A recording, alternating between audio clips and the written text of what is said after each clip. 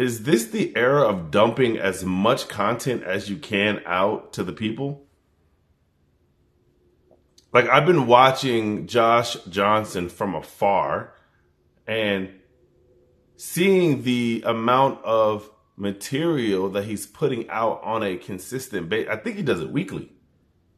And he's getting 1 million views in 24 hours or 500,000 views in a day, which to me is crazy.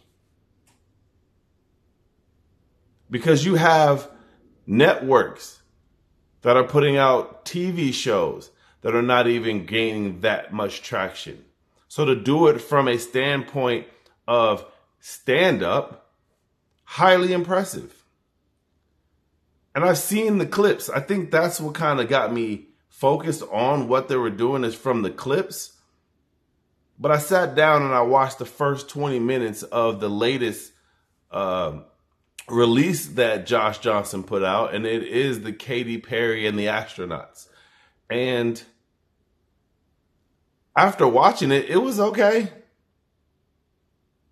It wasn't nothing special, right? Like, it wasn't something to where I was like, oh my God, this is hilarious. It was more like it was the Daily Show, but in long form. For those that don't know, and if you do, kudos to you, he used to work, or if not still works, for the Daily Show. And there would be segments that he would go on and he would talk about those in a funny manner. I feel like he just maneuvered that into long form comedy. And it's highly impressive. I don't want to take anything away because it's not easy to come up with an hour of material. I'm still figuring out how to come up with a strong 20. And that's just being transparent. Like, I can put 20 minutes of jokes together, but is it going to kill all the way through? Maybe the first 10 minutes is going to be extremely strong and then it's going to start to wean its way off. But I'm still building. I'm still learning what makes me a good comedian, what point of view I'm trying to express. But I'm watching this young man put together something that hasn't been done. Has this ever been done before? Like, there's a lot of things going on that have never been done before. A lot. Like, Nate Jackson is out here putting out crowd work joints once a month, which is crazy. Especially to not have to repeat the same thing. Like, you have to have a plethora of knowledge to be able to bounce ideas back and forth off the crowd or reactionary. Or like, it's just not a very easy thing to do. But it's just like any other skill, right? If you work at it, you will get better at it. So has this ever been done before? You got Josh Johnson doing an hour of topical comedy every week. You have Nate Jackson doing crowd work specials once a month. You have Ali Siddiq, which I've worked with him before. I think he's the best comedian out right now. And they say best storyteller. I think best comedian hands down. And it's not like he hasn't been amazing from the beginning. It's just now, I don't think people really understand how amazing things are until it's over. Like, people didn't think Muhammad Ali was the best until he said he was the best. And then after he retired, they were like, that man was the GOAT. But during that time, you know how many people were like, he's arrogant, he's not the best, he's not this and not that. Like, that's how they treat you when you're in it. And I've seen, comedians do really well with their, like, another person that's doing like specials when it's dropping them, Gary Owen. And I think that he's learning from the other individuals. Like, if you're on the road once, 3 days out of the weekend for 52 weeks, you have material that you can put out. I did 20 minutes with Rodney Perry and I structured jokes that I never had before that now work. because I'm not afraid to try things. I'm not afraid to risk not doing, I won't say not doing well because that's not fair. I will say that I'm risking believing in my talents enough to know that it's going to work out. I have a story about my daughter that I never said before, and now it's a 5-minute bit.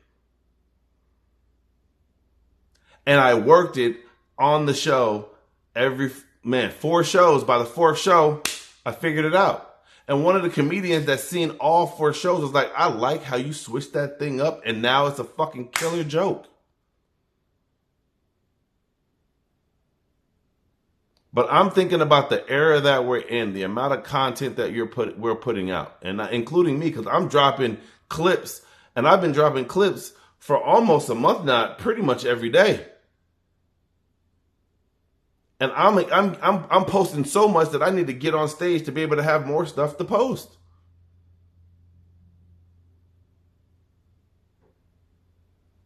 And for comedians, if you're not on the internet moving tickets or moving things, then there's a problem. There is a problem. You got to be out here putting your best foot forward. Back in the day, you had to be on television. You had Comic View. You had Comedy Central, you had BET, you had Last Comic Standing, you had competitions, you had you had a whole plethora of opportunities to be able to reach the masses, but there was gatekeepers. There was people that weren't allowing you to get to that next level for whatever reason. You weren't funny to them. They didn't like you. You had a run-in with them. Something happened to where you didn't get those opportunities. And there's a bunch of comedians that made it that never took those routes. Like, we have this feeling that there's only one way to do it. And now, put out content. Put out content. I'm watching and I'm learning and seeing what's happening and taking notes because I want to be in those positions. Like, I've been studying up on how to get on the road with these comedy clubs. And I've gotten opportunities. I've done headlining gigs in Tampa at the Improv, Upstage Comedy Lounge in San Antonio, Colorado Springs.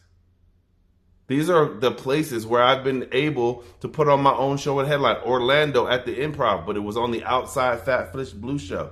But the fact is that I had the opportunity to do these things, and now I need to maneuver those things into making it a 52-week type of thing. I'm like, what is going on with these fucking helicopters in my city?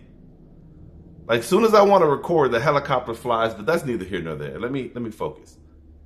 My job is to figure out how to be the best comic that I can be and work on getting on the road. So I started dropping clips consistently. Am I dropping an hour? Absolutely not. I have 2 recordings that I have online right now. You can check it out, Dubs General, and look up comedy specials or comedy recordings. It'll come up on Spotify. I don't even Shazam, nigga, fucking a whole plethora of sites that have my recordings online. Because when I did these recordings, the response was amazing. And I want people to know that once I get on stage, I have the opportunity, I will deliver. But I know that, with so many people thinking that comedy is so easy, everybody thinks that it's something that's going to happen right away. And I did as well. I thought, I'm moving to Austin, I'm finna blow the fuck up. Because I've seen the comedians that moved to Austin and I think that I'm better than them. So there's no way that I'm not going to get it, and it hasn't happened. Does that discourage me? Maybe a little bit. And that's just being transparent. But I know what I'm capable of doing, and I want to continue to work at it. Am I getting a lot of spots downtown Austin? I am not. I created my own show That didn't work out after. Well, I won't say it didn't work out. It just dried up because black people don't come down to the city. 6th Street niggas is like, I'm cool. But this is the era of putting things out. So if you're not out there putting things out, you are wasting your time. So let me ask you guys, is this something that you've seen before? Or is this the golden age, right, of putting shit out? And it has to be high quality, high visuals. If it's trash, niggas ain't watching it. But I've seen so many people now put out their own specials that used to be waiting for those opportunities to come. I remember when Shane Gillis dropped his special at the Creek. And that special took off. I remember Ali shooting his special on his own, and that shit took off.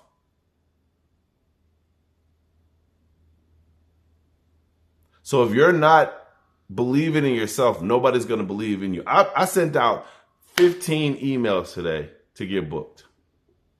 Different comedy clubs. Mic Drop, Bash Drop Comedy Club, TK's, Dallas Comedy Club, Rose Comedy Club.